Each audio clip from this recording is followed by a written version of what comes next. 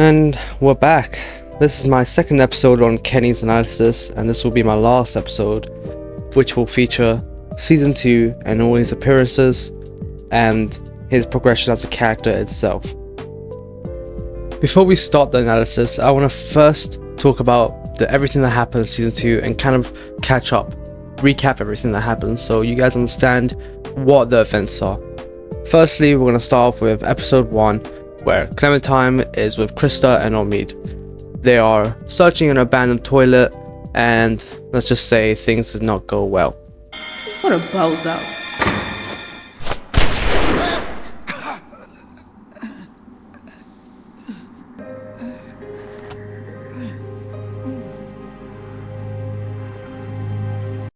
This event caused a lot of havoc for Krista and Clementine. Let's just say Clementine didn't really have anyone anymore. Krista was very much just a soul and nothing else. She was very empty inside, and at most she was trying to just teach Clementine everything, but if you see how she acts, she's very much in despair. She lost a child and lost Omid also. Some bandits attack them and Clementine gets split up from Krista. By the way, I just want to say this. I don't know why everyone for some reason thinks Krista is somehow still alive. As much as her scene is not really shown, it is kind of almost blatantly obvious that she was shot. You hear her scream and get shot, and just be real, the bandits are not going to just leave her body there if it's possibly alive. They're probably staying with her body, as evident as nobody really chases after you. So yeah. Of course, one person did chase Clementine, and that one bandit got killed, and Clementine got put into a little river. Almost drowned, came out, survived, and was all by herself. Clementine then finds a stray dog, becomes friends with it for a little bit of time until, of course, for some reason, it said, "Nah, I'm gonna try to eat you now." And let's just say, rest in peace.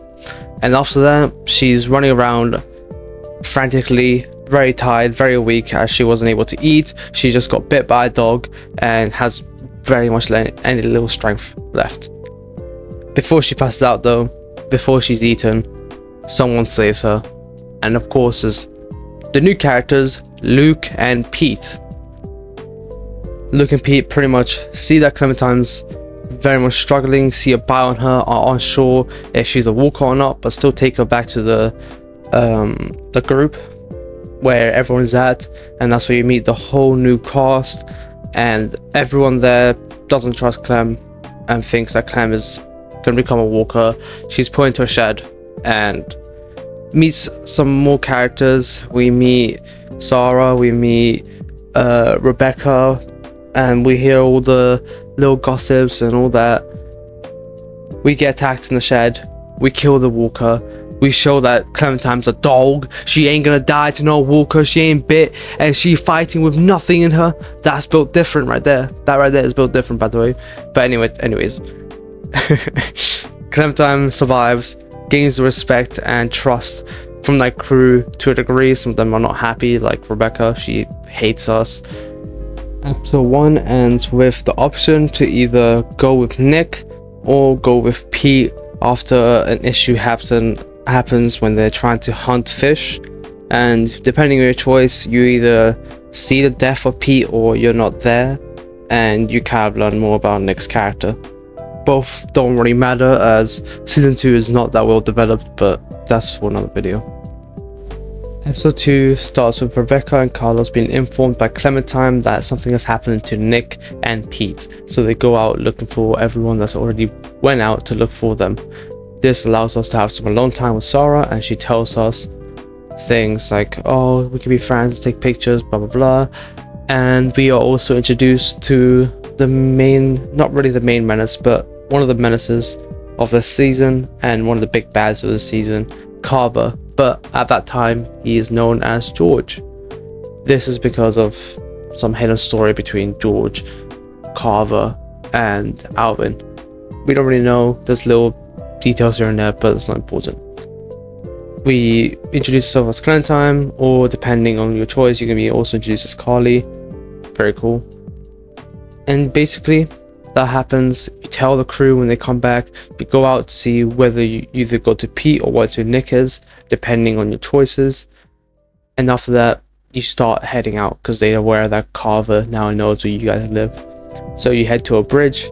After a couple of days, that bridge is where you first meet one of the new cast called Matthew. Because Nick is an idiot, he kind of just shoots Matthew due to the fact that he lost Pete, his uncle, so he feels kind of in pain. So that happens.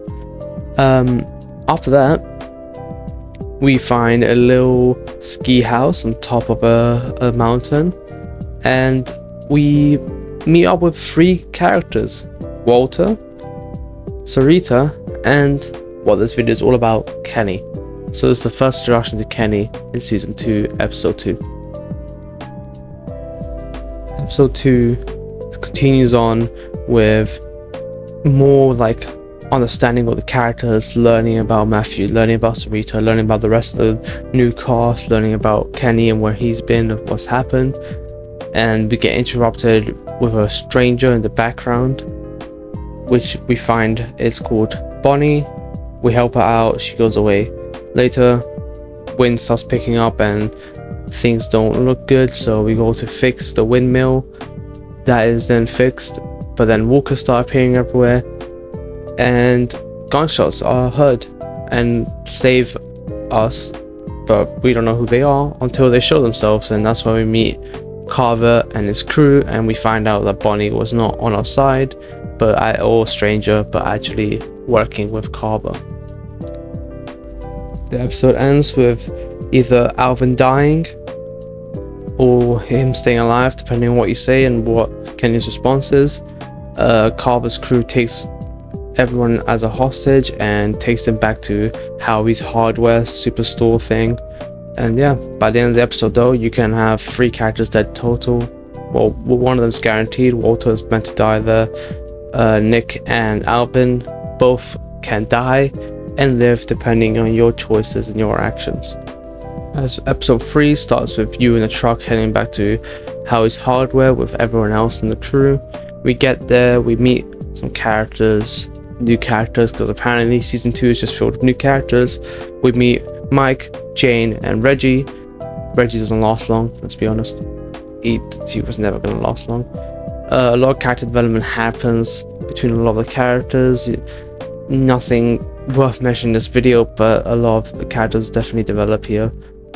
We learn how much of a menace Carver is, and episode 3 is all about trying to escape this location. We find Luke in a comic shop trying to tell us how we could escape and what we could do. We go get him a radio, but because he's starving and hasn't eaten, hasn't slept, hasn't anything, he gets caught, and Kenny suffers the price for it.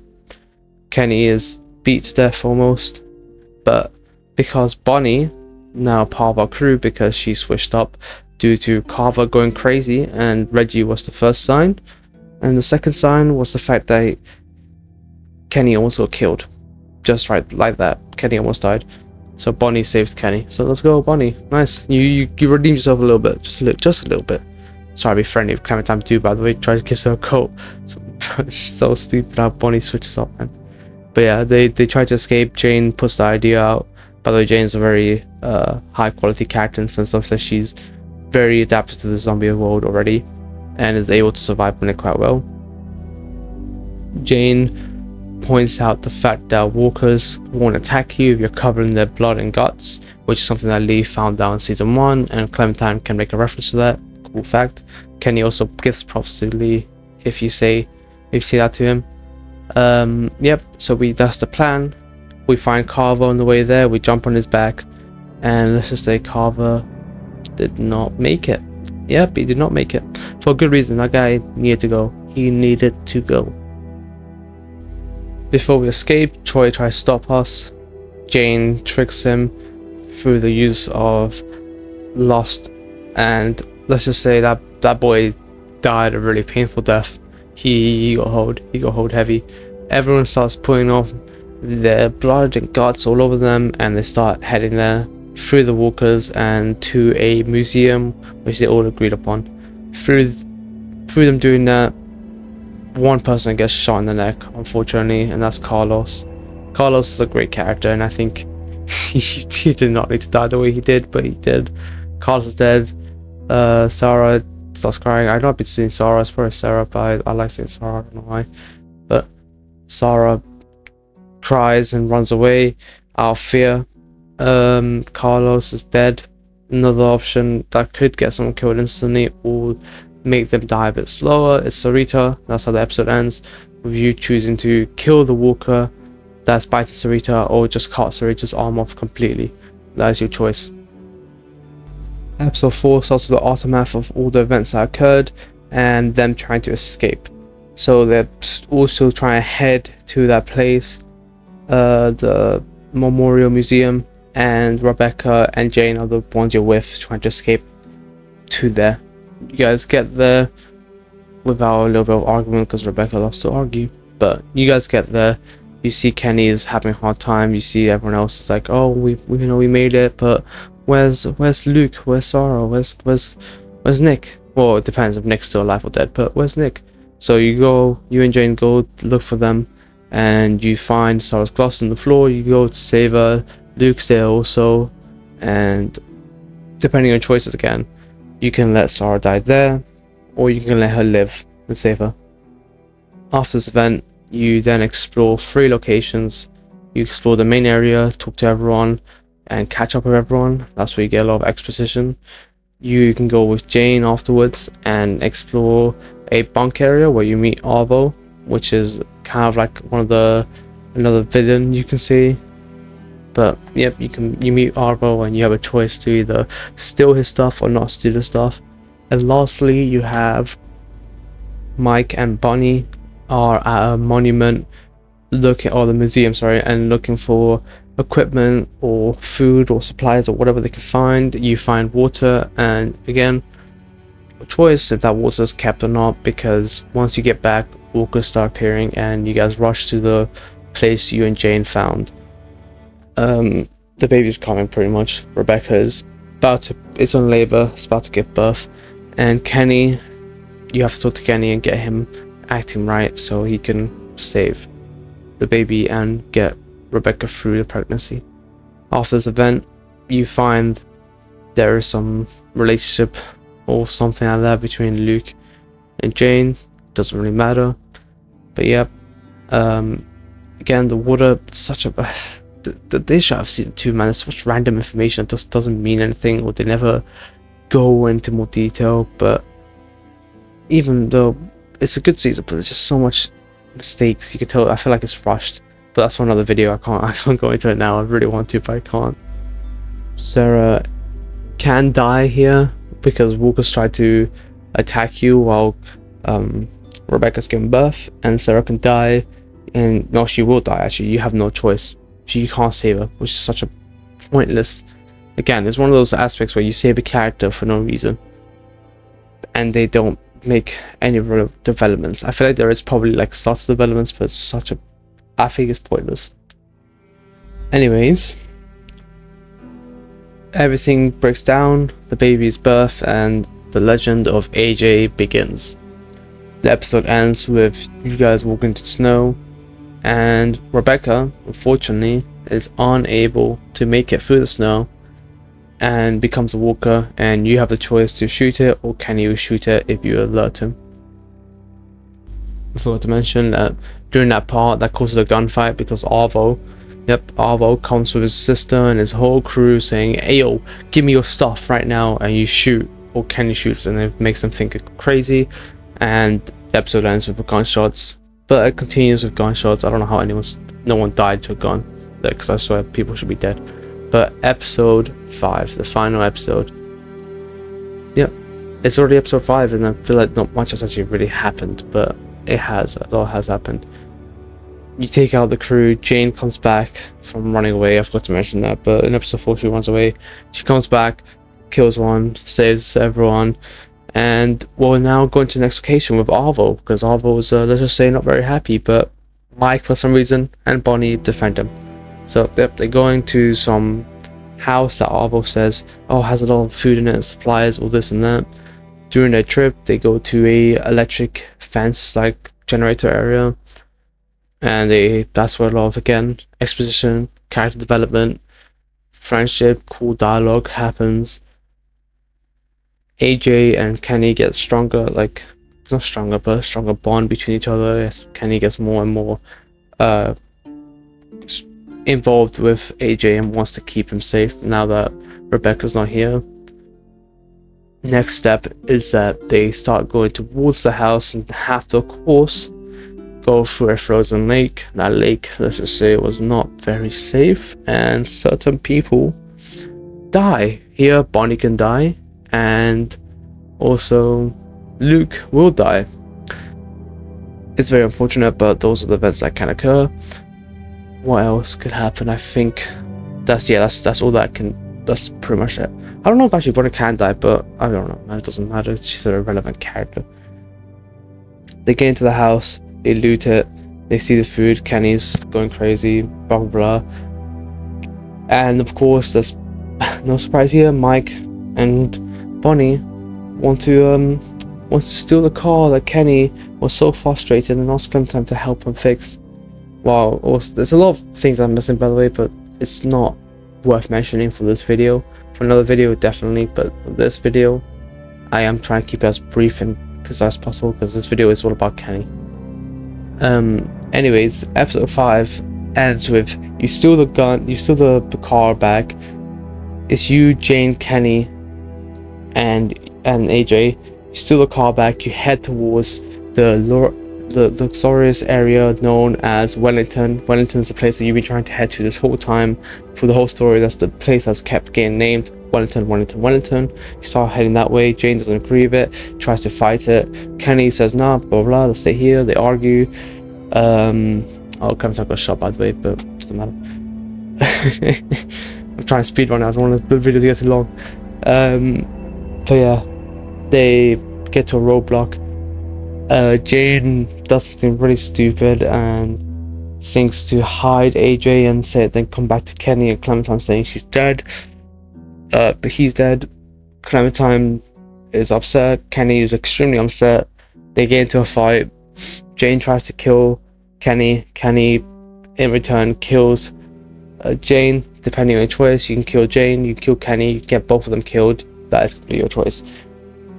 And you find out that AJ is actually alive and Jane was lying about it just to cause a reaction between her and Kenny to prove a point that Kenny's lost the plot. But it's such a pointless point because if you're taking away something that a man that has nothing left besides AJ and Clementine, when you take one of those things, of course he's going to lose the plot. Anyways, the best ending. I'm going to talk about the best ending. Best ending is you go with Kenny, you keep him alive. You, Kenny, AJ find Wellington. Kenny says his goodbyes, gives you his hat, and that's how season 2 ends. You entering Wellington with Kenny. Okay, now let's get to the point of this video. I'm sorry for the long recap. I feel like it's required so you understand the events that occur. I mainly cover the main events in that recap. So, we meet Kenny in episode 2. Halfway through the episode, you meet him and you meet his new girlfriend, Sarita. This is actually very interesting. Kenny was able to move past Katja. He was able to move past his wife, Katja, to a degree. He does mention points about missing Katja, and we're going to talk about Duck in a bit, but missing Duck also. But the fact that he was able to find a new romance in around 2 years, because it's a 2 year difference between season 1 and 2, 16 months to be exact. 17 months actually, I think. But the fact is, he was able to move past Katja and find next love interest. I would argue this is probably because of season 1 episode 3, where we find out that Katja killed herself instead of killing Doc, and we then later found out in episode 5 in season 1 that he doesn't appreciate the idea of suicide because Katja left him behind by himself, and as much as she forgives him or he forgives her, it's not right. You should never give up. That is the whole Kenny mentality. You should never give up no matter how much in despair you are. You need to push past on and live for the ones that have passed. And I think that's why he was able to find a new person, new love interest, because Katja betrayed Kenny to that degree where he didn't have any regrets of finding a new love interest.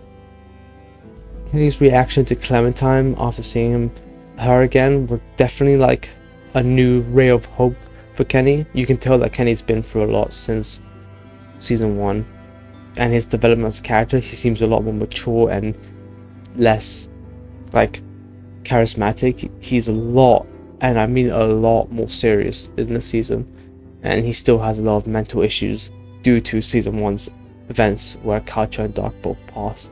But seeing Clementine definitely brought him a lot of light in life, and it helped him out a lot.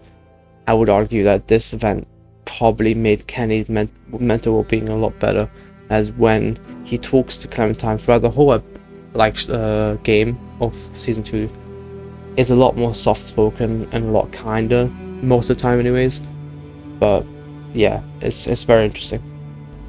Clementine and Kenny catch up, and we learn a little bit more about what happens depending on your choice, of course. In season 1, we learn a lot about what happens and what he's been through, and Sarita also tells us what he's been through. Apparently he somehow survived. I picked the Ben option, so he tried to save Ben, but somehow survived that, and he was locked up in a restaurant for a bit. That probably, mental well-being wise, being stuck with your own thoughts by yourself for such a long time, and we know it's a long time because sorry, not Katja, she's gone, rest in pieces. Sarita mentions that Kenny's beard was extremely long when she first met him, meaning he definitely was by himself and was definitely a hostile himself, and he was struggling to keep going. But the fact that is that he somehow kept going, even though, let's be honest, that he didn't have anything left. He lost Lee, he lost everything. Lee was probably the last best friend he had, like actual friend he had, not best friend, but still an actual friend he had, and he lost him too. So he was definitely in the bin there. We sit down at dinner table, and Clementine has no choice to pick Kenny or pick Luke and Nick to sit with, like their groups respectively. Of course, I'm gonna pick Kenny because I don't care about the other two. And Kenny talks about, you know, how happy he is, how he hopes that Clementine can stay with him and all the sorts. And I think there's another aspect, like you kind of see the fact that Kenny's kind of hopeful of Clementine. Like there's a lot of showing that he's grateful Clementine's back. It's like Clementine's almost like a daughter to him. As much as she respects Clementine, he does also care about her a lot, and a lot, and almost sees her as her own child. I can say this because during an argument between Nick, Luke, and Kenny, at the end of the argument, Kenny talks to Clementine for a second and says, can you pass me that duck? Pass me that can, Duck. And that's it. Everyone goes, what? Who's Duck? Clementine of course understands, but it kind of shows that Kenny's still not recovered, which is very human of him. He hasn't recovered. He's not a monster. He's still human. He hasn't fallen down into a path of extreme. Like I've mentioned in my last video, he was really reckless. He seems a lot less reckless in the season, and a lot more, definitely more emotional. He is definitely more emotional in the season compared to season 1, and still has his signature of act before thinking. That is how he works. That is Kenny at his best. But it's the fact that his willpower and his strength in the season is extremely shown, and you can't doubt it. His willpower in this season is outrageously good. The effects Doc made to Kenny was very, very deep. You can tell Kenny regrets the way he brought up Doc. He loves him, and honestly is in still so much pain even to this day, losing a child. And Doc specifically, he wishes he taught Doc. He wishes that Doc was brought up to be stronger and not as scared and not as, you know, joy-free. Like he was happy that he was such a free kid, but he knew that he could have done a lot more. And he does mention that in season 1, episode 5, when they're in the bedroom. He does mention that he wishes he was there for Doc and was with him more. But those are just regrets, and I think that lives in his head, constantly thinking about it.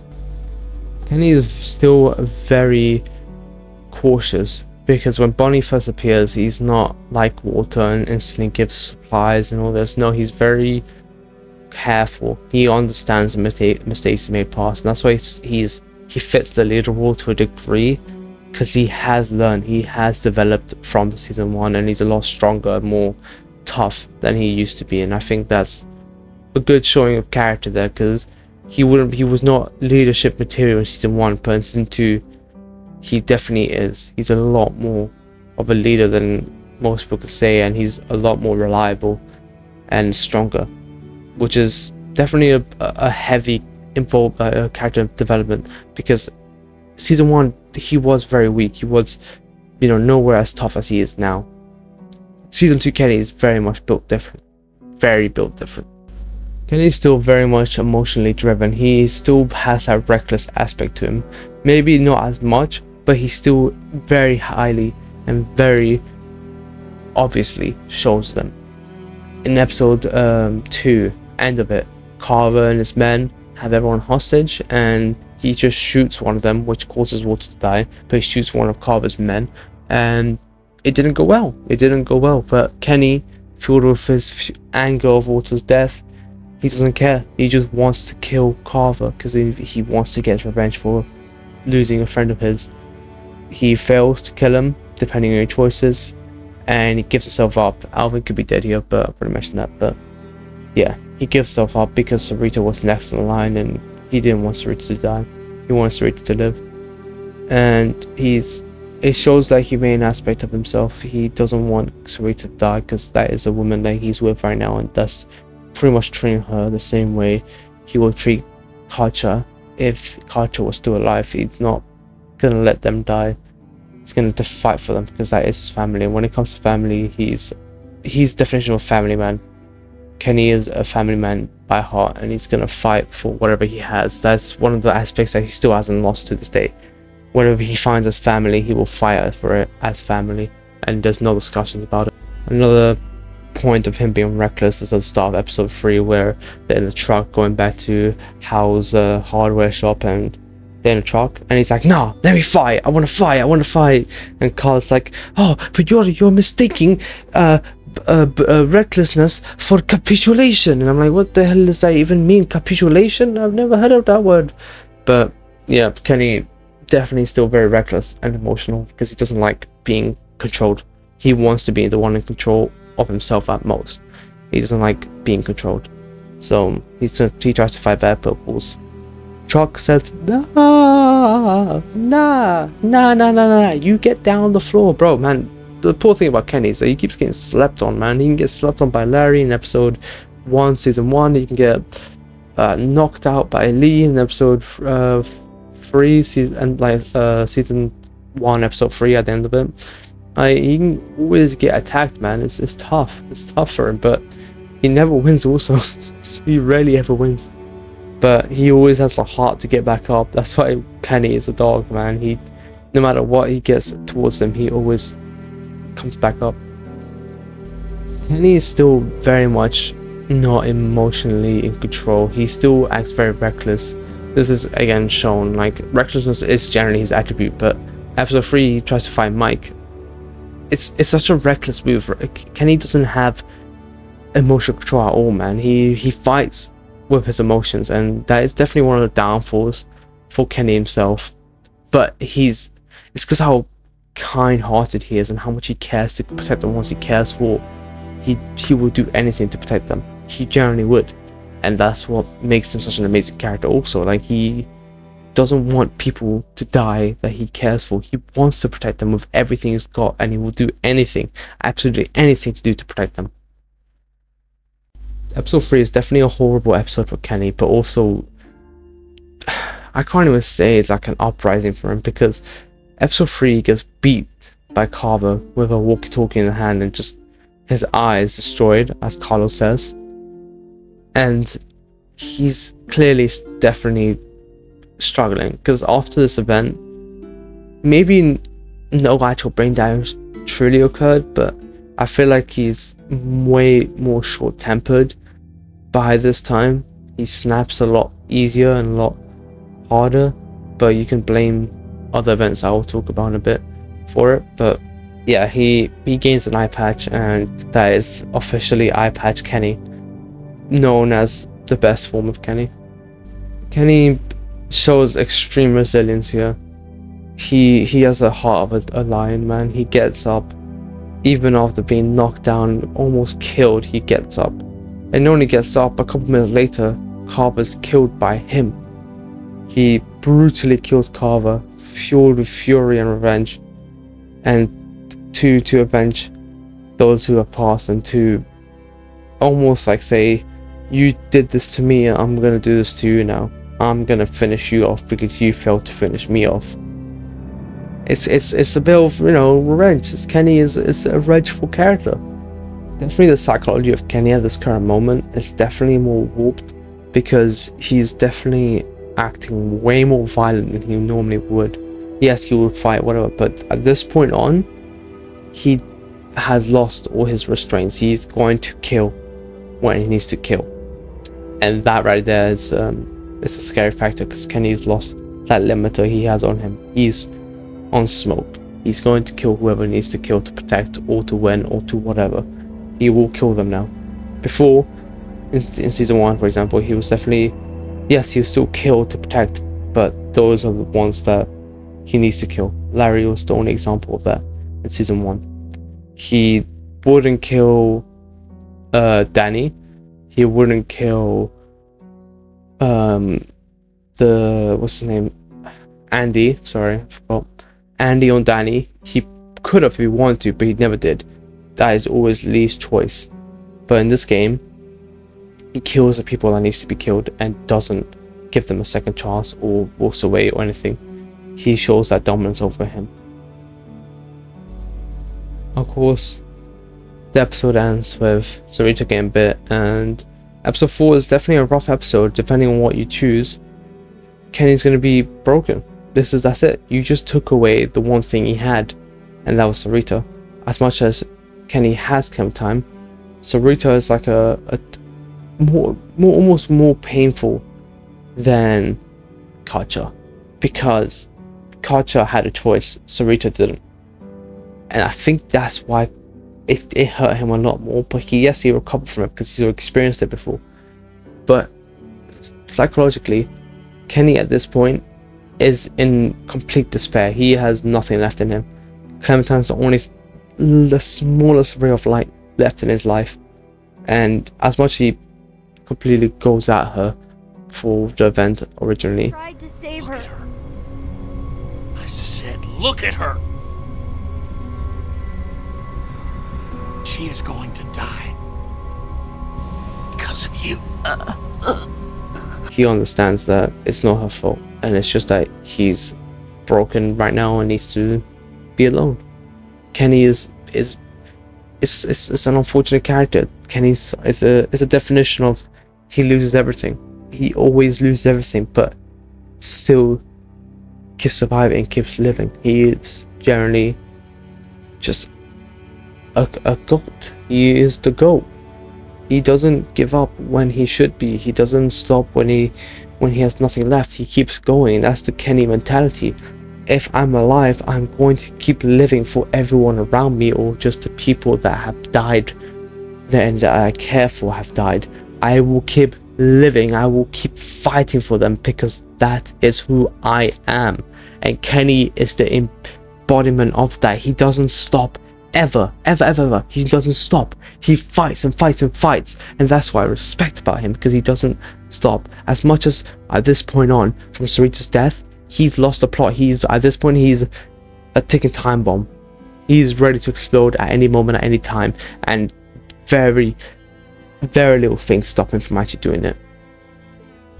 The birth of AJ was the definition of new hope and the new generation. The hope that Kenny got from AJ's birth is pretty much like Doc being born again. He saw this as a way of redemption, and saw as like a reward for all the punishment he's gone through. He's like, I need to teach this kid, I need to keep him safe, and I need to make sure he survives and grows. He's seen so much death since Katja and Doc, and he doesn't want to lose another one. He puts such a strong attachment. As much as Rebecca doesn't like that, the fact that Kenny is, caring for that kid a lot and has a lot of love for that kid, he doesn't want to lose it. That's why he keeps it in his hand and keeps it close to him. And even though Rebecca's asking for it, he still tries to keep it inside. He doesn't want to lose that because he has such little left. Clementine's generally the only thing he has left that he actually cares for, and AJ is a new thing, and he doesn't want to lose it because AJ is something he feels like he can develop and grow and become a strong man that he wanted Doc to be. He's putting all the mistakes and regrets that he did with Doc and trying to make them into a new light for AJ, and that is where he is at right now. Like, that is his pinnacle point of where he wants to be and wants to make it to. Arvo appearing at the end of episode 4 was definitely a bit of a shock, but it was definitely also for Kenny. Kenny was fired up at this point. He wanted those people dead, and especially Arvo. He wanted Arvo dead because people died because of him, and as much as Rebecca was gonna die, Arvo almost, or could have actually, got AJ killed, and I think that's the main factor that really Kenny wanted to kill Arvo so much, is that AJ almost died multiple times because of him, and he didn't want to risk it anymore. He didn't want Arvo to do anything, so that's why he constantly go at him, because he wants to make sure he will never do anything and wants to generally kill him for almost causing AJ to die. AJ right now is his treasure, and if he loses that, he will lose the plot, as proven later on. Episode 5 is the last episode of the season, and I think this kind of points out everything I've said about Kenny right now. Kenny is a broken character. He has little bits of hope left, and AJ is the biggest hope he has. He's moved on from Karcher, he's moving on from Sarita, and I think at this point he's kind of seen a new Doc with AJ. He hasn't. I think Doc will always be with him. I don't think it's a character he will ever properly be able to walk past, but Sarita and Karcher definitely have been walked past, and AJ is the new Doctor, and episode 5 definitely shows that. The fact that Mike and Bonnie betray them with Arvo, let's be real, I don't think they're alive. I think Mike and Bonnie were killed, and Arvo was most likely. I want to say they were killed, but there's no proof of it, because I think Kenny, if he had the power, he would have killed them, those three, on the spot. But there's no confirmation that anyone was killed during that, and it just sounded like they got left behind. I don't know how. I really don't know how, but I want to say they got killed. But there was no proof. But this event that occurs at the end is where everything matters. Everything that Kenny has built up is thrown away from him. When you have a man that's lost everything and has such little left, such as AJ, and you take it away from him and throw it away, you have to realize that he's not going to be a man anymore. He's going to become that monster that he's tried so hard to stop. And you can see he becomes that monster, and if you let Kenny kill Jane, you see that transformation from a monster to complete despair and loneliness, and also just back to normality. He goes back to almost season 1 Kenny, where he's more emotional in a more saddened way, as he goes, "I'm sorry, Clementine, I'm so sorry I had to see this. I'm still alive, yes, I'm here, but I'm so sorry I had to see this. AJ's gone. The one thing I had is gone. The one thing I wanted to keep alive and create something amazing out of is gone." AJ, he's gone, Clem.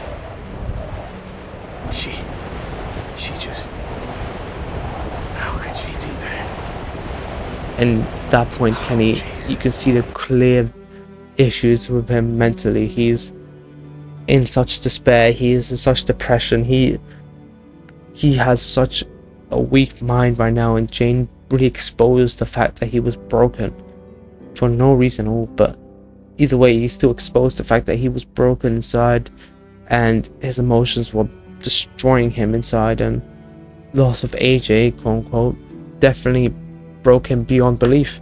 But of course, we find out AJ is still alive, and instantly you see that his character's come back to normal, and he's a bit happier. He's a lot happier actually. He's happy that AJ is alive, and happy that he still has that chance to create something amazing out of AJ.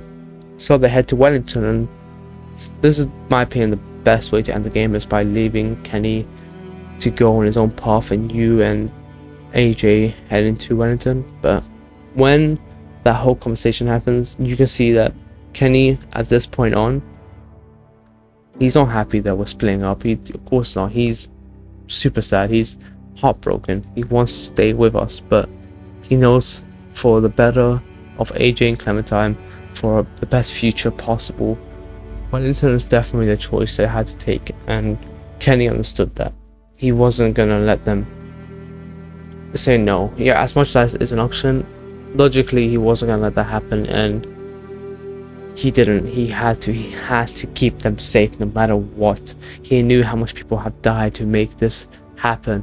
From season 1 to season 2, so many people have died, and Kenny's the last one surviving out of Clementine and from season 1, and Kenny doesn't want that to be the last one. Like, he wants Clementine to survive, he wants AJ to survive, and he wants him as a character to live on through them, and hopefully they remember him for the rest of his life.